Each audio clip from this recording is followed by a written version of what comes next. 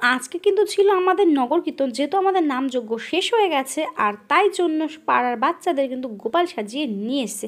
আর মা এখানে গোপাল একটু পুজো করে নিল। আর এই দেখো সবাই কিন্তু নাচানাচি শুরু করে দিয়েছে, কারণ আজকে কিন্তু আমাদের পাড়াতে একদম সেই লেভেলের একদম রং খেলার মতো নাচ হবে। মানে রং খেলার মতো মানে আজকে হোলির মতো একদম নাচ হবে যাকে বলে, সবাই আবির টাবির লাগিয়ে একদম একাকার। আর এই দেখো আমি এখন সুন্দর একটু ভদ্রভাবে দাঁড়িয়ে পড়েছি, তার মধ্যে আমাকে এসে কিন্তু একটু লাল কালারের আবির দেওয়া শুরু হয়ে গেছে। মানে দাঁড়াতে পারিনি, তার মধ্যেই আবার আবির টাবির দেওয়া শুরু হয়ে গেছে।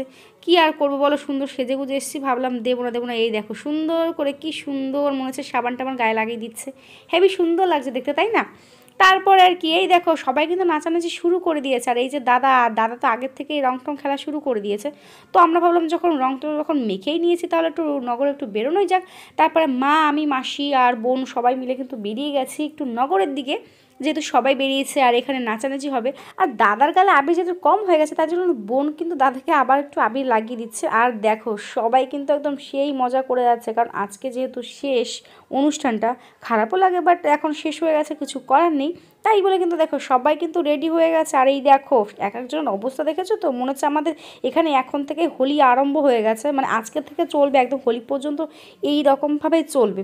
আর এই যে আমি একটু নাচানাচি করে নিলাম, তারপর ভাবলাম যে না এখন কি করবো, বাড়ির দিকে যাই, কারণ সবাই গান নিয়ে কিন্তু অন্য রাস্তা দিকে চলে গেছে। আর এই রোদের মধ্যে এত যেতে ভালো লাগছিল না, কিন্তু ভাবলাম যে বাড়ি যখন চলে যাব, বাড়ি এখনই কি গেলে হবে না, না এখন তো একটু নামযোগ্য ওখানে যেতে হবে নাচতে।